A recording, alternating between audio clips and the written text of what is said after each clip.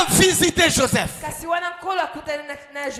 Écoutez, malgré toute sa souffrance, malgré tout ce qu'il a connu, malgré partout où il est passé, l'Éternel Dieu l'a visité. Et son nom a changé. Il a cessé d'être Joseph. Il est devenu Zaphnath. Ce qui signifie c'est lui qui change de situation. Écoutez mon frère, ma soeur, si l'Éternel te visite, même ton nom change. Peut-être il y a un nom qu'on t'a collé par rapport à la situation que tu vis, par rapport à la maladie que tu as. Il y a même une femme dans la Bible qu'on appelait la femme qui coulait le sang. Son nom avait disparu. Il y avait un homme de Bethesda. Son nom avait disparu. Il y avait les démoniaques de Gadara. Son nom avait disparu.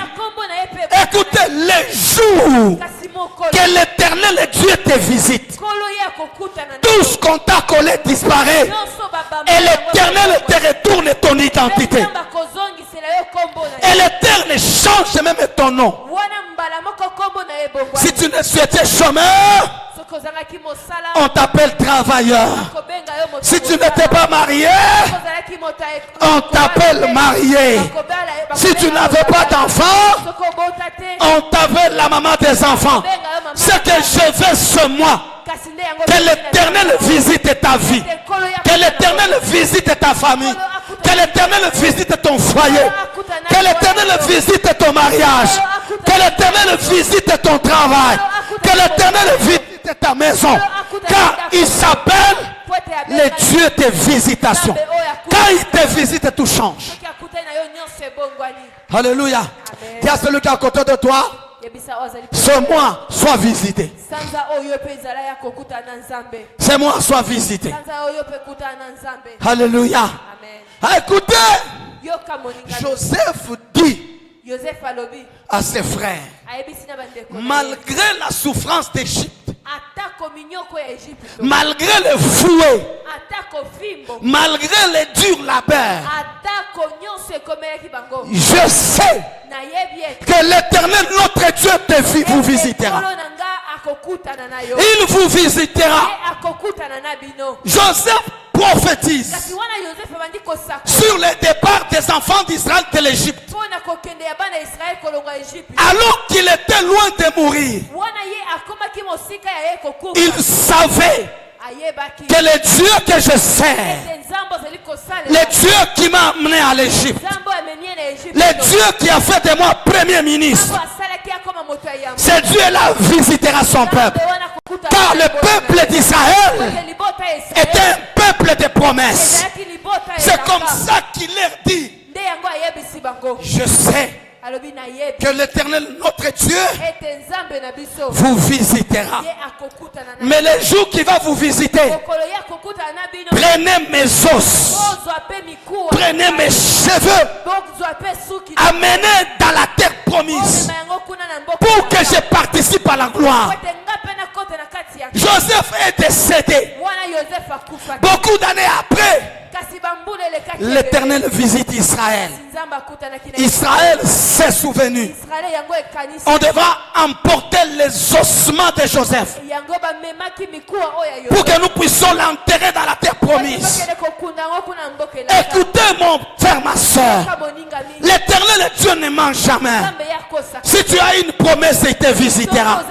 S'il ne te visite pas par ta promesse, même à travers les promesses d'Abraham, même à travers les promesses de ton père, même à travers les promesses de ta mère, l'Éternel est capable de te visiter.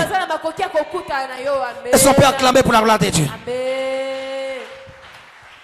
Mais aujourd'hui, nous avons un petit thème d'enseignement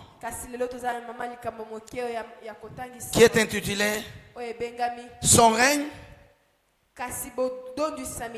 Son règne. C'est ça? Son règne ou sa présence. Répète ça bien. Son règne ou sa présence. Alléluia. Amen. Écoutez, nous avons toujours été dans des prières. Seigneur, ta présence. Seigneur, j'ai besoin de ta présence. Seigneur, j'ai besoin de ta présence. Et c'est là la prière que nous devrions prier. Ou nous devrions prier une autre prière. Est-ce que Dieu n'est pas avec nous? Mais la Bible dit, là où vous serez à 2 ou à 3, moi je serai parmi vous. Mais et pourquoi dans nos prières, si nous sommes plus que 2, si nous sommes que plus que 3, alors que Dieu dit, là où vous serez à 2 ou à 3, moi je serai parmi vous. Mais vous constatez que vous êtes plus que 2. Vous êtes plus que 3. Et vous invoquez la présence de Dieu. Seigneur, ta présence. Seigneur, ta présence. Est-ce une ignorance? Est-ce que le manque de connaissance des Écritures? C'est pourquoi la Bible dit, vous priez, vous ne recevez pas parce que vous priez mal. La Bible dit, l'Éternel notre Dieu, il est omniscient, il est omnipotent, il est omniprésent. Qu'est-ce que signifie omniprésent? C'est juste d'enseignement. Quelqu'un peut me répondre ici? Qu'est-ce que signifie omniprésent? Qu'est-ce que signifie omniprésent? L'omniprésence de Dieu, ça signifie quoi? Non, par là, tu vois. Omniprésent, ça veut dire qu'il est partout. Mais s'il est partout, pourquoi toi quand tu pries, tu dis Seigneur, ta présence? Alors que la Bible dit qu'il est omniprésent. Nous devons enseigner les choses difficiles. Nous devons enseigner les choses que le monde ne comprend pas, mais que l'Église doit comprendre par rapport à la haute spiritualité. Mais la Bible dit, l'Éternel notre Dieu, il est omniprésent. Ça veut dire qu'il est partout. Mais pourquoi on prie Seigneur ta présence? Seigneur ta présence. Seigneur, j'ai besoin de ta présence. Alors quand tu pries là, l'Éternel te regarde. Mais ce type ici ne connaît pas que moi je suis omniprésent. Et là où ils sont à 2 ou à 3, moi je suis parmi eux. D'autres ont transformé.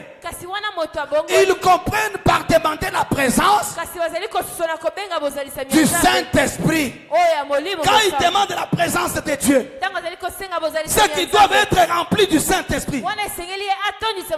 Mais non, même la Bible dit, les jours que nous avons crié au Seigneur, il nous a baptisés au Saint-Esprit.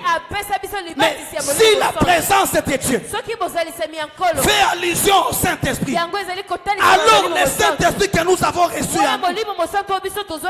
où est-ce qu'il part? Pour que nous puissions l'appeler afin qu'il rentre chez nous. Ce sont là les défauts du réveil que nous devons, parce que la Mimeden est venue corriger. Si vous voyez notre statut, l'évangile archaïque présenté de nos jours, il faut la réforme de l'évangile. Même dans nos églises ici, on est en train de chanter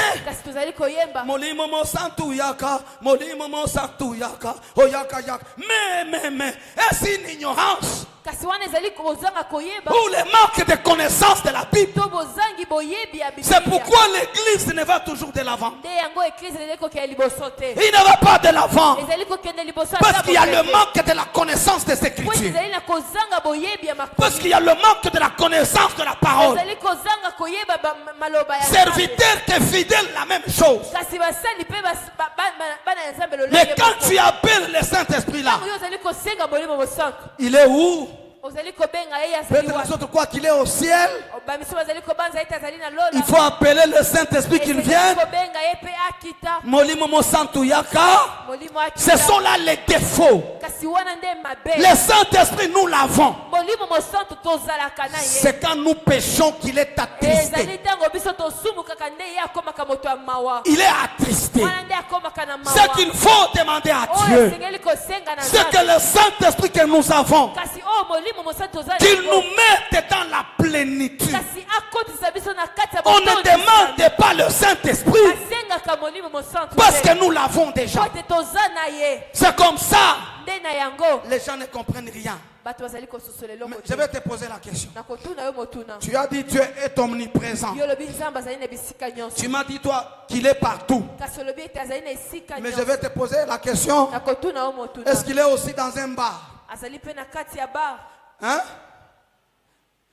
Parce qu'on dit il est omniprésent. C'est le genre d'enseignement, non? J'aimerais que l'église comprenne quelque chose. On dit que l'éternel Dieu, il est omniprésent. Il est aussi dans un bar? Oui. Hein? Ok. Il est aussi dans une boîte de nuit? Oui. Alléluia. Amen. Il est aussi dans le cimetière? Je t'ai posé la question, il fait quoi là-bas?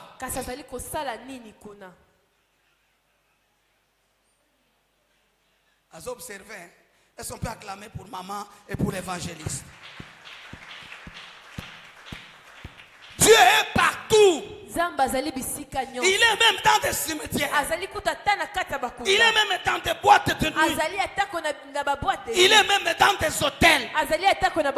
Mais là, il n'agit pas. Il observe. Alléluia.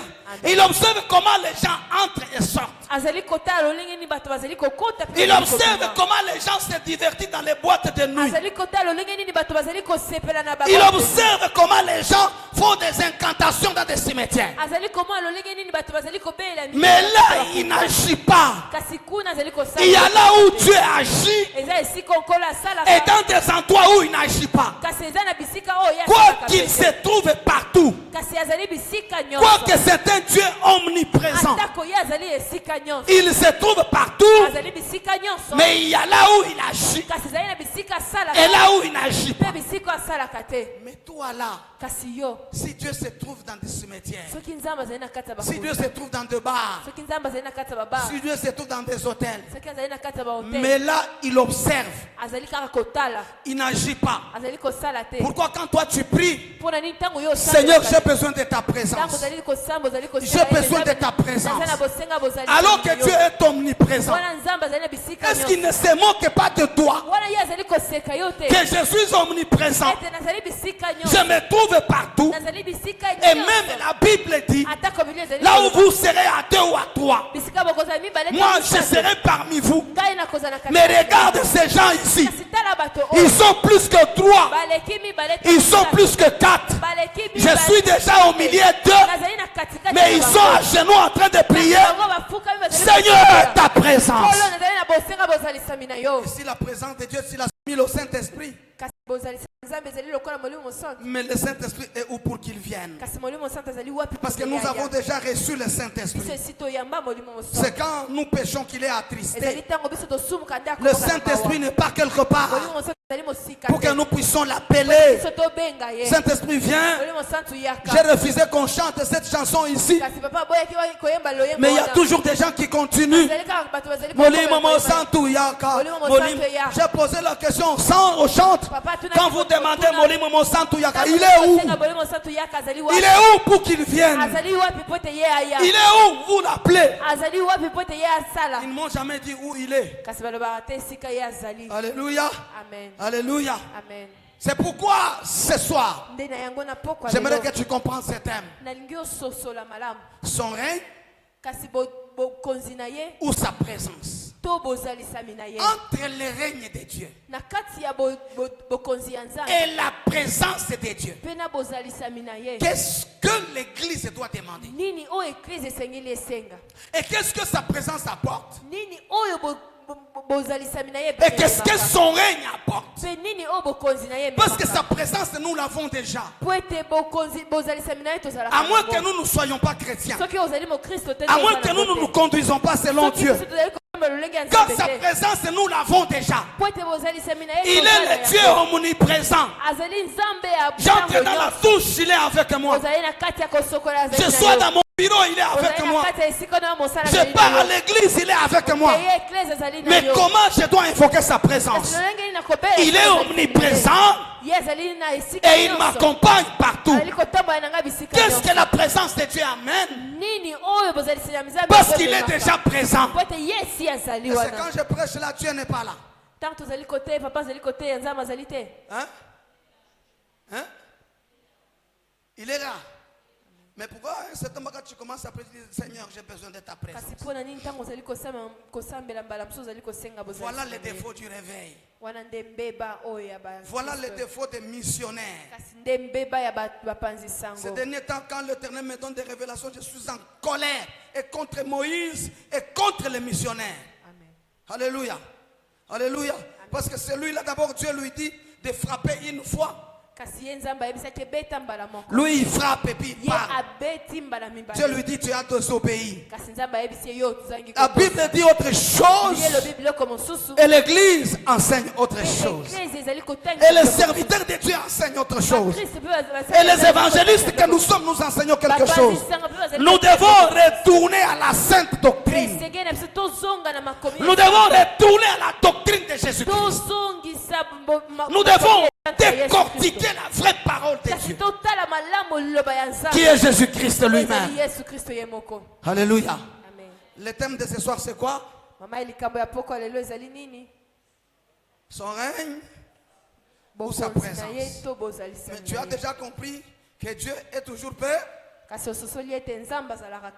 quand tu dis Seigneur j'ai besoin de ta présence, qu'est-ce que tu demandes la double présence ou la triple présence?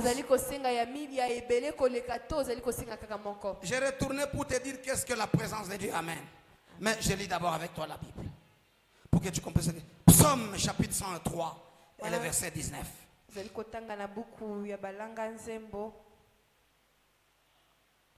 Psaume 103.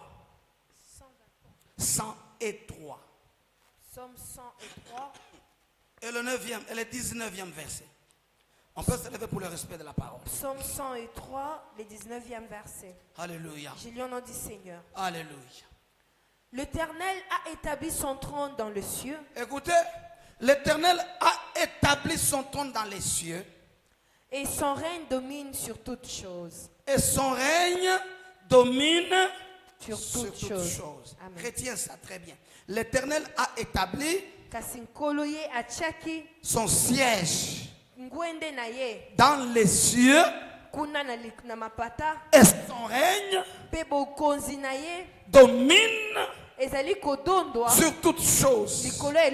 Je vais vous donner pourquoi la raison du règne. Psaume 139 de 2 à 16. Psaume 139 du 2e au 16e verset. Au 16e verset. Alléluia. J'ai lu au nom du Seigneur. Amen. Tu sais quand je m'assieds et quand je me lève. Tu sais quand je m'assieds et quand je me lève, tu pénètres de loin ma pensée. Tu pénètres de loin ma pensée. Tu sais quand je marche. Tu sais quand je marche. Et quand je me couche. Et quand je me couche. Et tu pénètres toutes mes voies. Et tu pénètres toutes mes voies. Car la parole n'est pas sur ma langue. Quand la parole. On y va. Que déjà, ô Éternel, alléluia, tu la connais entièrement. Même avant que je prononce ma parole, pourquoi tu dis Seigneur, toi, sois présent. C'est pas la folie. Même avant que je prononce la parole qui vient de moi. Mais toi, l'Éternel, tu la connais déjà. On y va. Tu m'entoures par derrière et par devant. Oh. Donc moi là, c'est David qui dit, tu m'entoures par derrière. David sentait sa présence partout. Amen. Alléluia. On y va. Et tu mets ta main sur moi. Et tu mets ta main sur moi. Une science aussi merveilleuse est au-dessus de ma porte. Alléluia. Elle est trop élevée pour que je puisse la saisir. Alléluia. Où irai-je loin de ton esprit? Alléluia. Et où fuirai-je loin de ta face? Alléluia. Est-ce que tu peux t'arrêter un peu, acclamer pour la gloire de Dieu? Amen. Ici, dans le dernier chapitre, David nous dit, David nous montre la valeur de Dieu. Il dit, le Seigneur, c'est Dieu là. Il est avec moi partout. Quand je bouge, il est avec moi. Quand je me lève, il me surveille. Même avant que je parle, il connaît déjà ma parole. Il est avec moi devant comme derrière. Mais c'est Dieu là que tu demandes sa présence. C'est quel Dieu? Quelqu'un peut me répondre ici?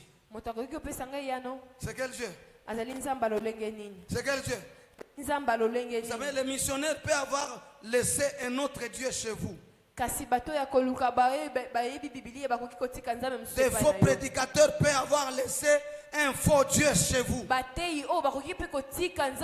Ils savent que Dieu vous l'avait déjà. Ils savent que Dieu vous voit de loin. Ils savent que Dieu vous surveille. Ils savent que Dieu est devant vous et derrière vous. Ils savent que Dieu, avant que tu parles, il connaît tes paroles.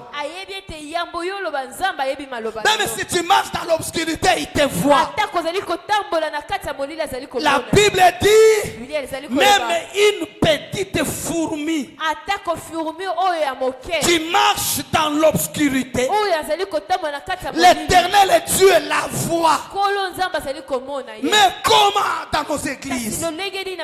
Mais comment dans nos paroisses? Mais comment avec nos pasteurs? Oh, la présence de Dieu. Alléluia. Même si tu pêches, Dieu n'est pas loin. La Bible dit il y a seulement une petite barrière. La Bible dit la main de Dieu n'est pas courte pour agir. Mais ce sont nos péchés qui mettent une barrière entre Dieu et nous. Nous devons comprendre le principe de la Bible. Et nous devons comprendre le mode de fonctionnement de Dieu. Dieu, il est avec nous. Dieu, il marche avec nous. Psaume 103, 19. Il nous dit ceci. Il a établi son trône au ciel. Mais son règne domine sur toutes choses. C'est pourquoi l'Éternel Dieu peut être présent.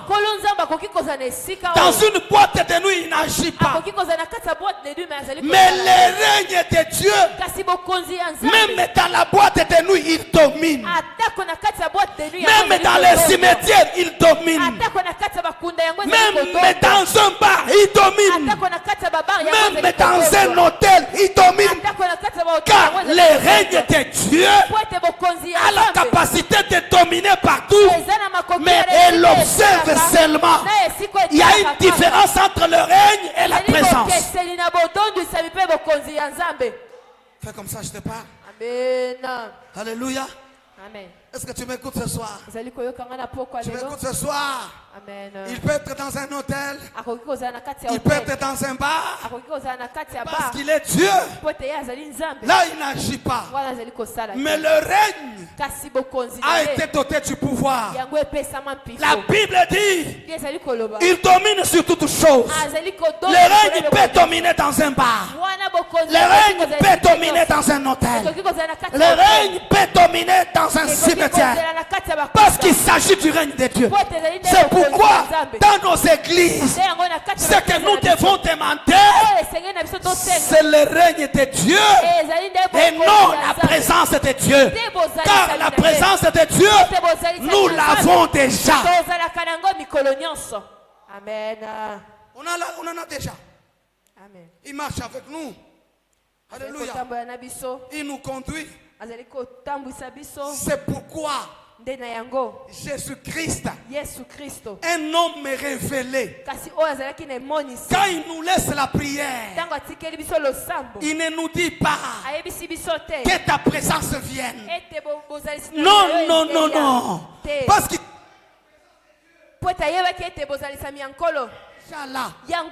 la présence de Dieu,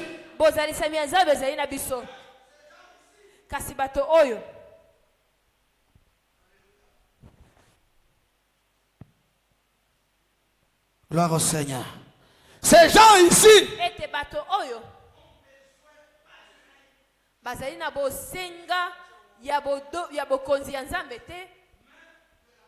du règne de Dieu, pas de la présence.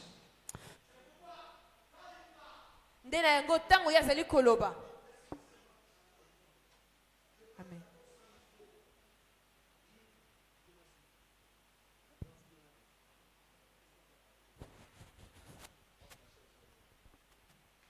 Que Dieu te bénisse. Amen. Lui-même, le maître qui était révélé,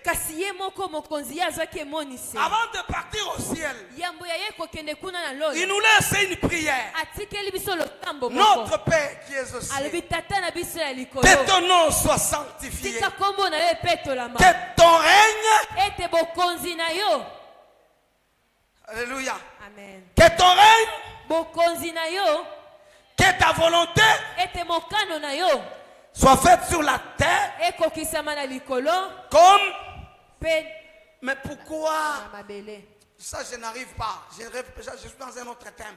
Pourquoi? J'aimerais que tu restes là avec ta tête. Pourquoi Jésus-Christ commence par la terre? Il termine par le ciel. Que ta volonté soit faite sur la terre comme au ciel. Pourquoi il ne dit pas que ta volonté soit faite au ciel comme sur la terre? Parce que ça commence du haut en bas. Ça ne commence jamais du bas en haut. Pourquoi dans cette prière-là, l'Éternel, lui qui était Dieu, Jésus-Christ, renverse la tendance? Je ne suis pas là-bas, je suis au règne. Amen. Alléluia. Mais il faut que tu restes avec ça en tête. Que Dieu te bénisse. Il dit, notre Père qui est au ciel, que ton règne, que ta volonté, il dit, que ton nom. Vous savez, il nous laisse le modèle de prière. Ici, là, quand nous commençons à prier, nous ne commençons pas d'abord par magnifier Dieu. Mais Jésus dans la prière où il nous laisse, avant de demander toutes choses, il commence par sanctifier le nom de Dieu. Alléluia. Il commence d'abord par sanctifier le nom de Dieu. Parce que c'est le nom saint. La Bible dit, parce que l'Éternel notre Dieu est saint, ceux qui s'approchent de lui doivent être saints. C'est comme ça qu'il commence par sanctifier le nom de Dieu. Il commence par sanctifier le nom de Dieu parmi les nations. Il commence par sanctifier le nom de Dieu dans la prière. Nous prions, nous ne recevons pas. Parce que nous prions très mal. Nous avons prié depuis très longtemps. On n'a pas reçu la réponse de Dieu. Parce que notre prière Alléluia. Notre prière est mal orientée. L'église devra demander le règne. Devra demander le règne de Dieu. Et non la présence de Dieu. Car la présence de Dieu est là déjà. Et la présence de Dieu, il y a là où elle agit. Et là où elle n'agit pas, elle observe. Elle peut être dans le cimetière. Mais là, la présence de Dieu n'agit pas. La présence de Dieu observe. C'est la présence du diable qui agit. Mais le règne de Dieu peut agir partout. Même dans des cimetières.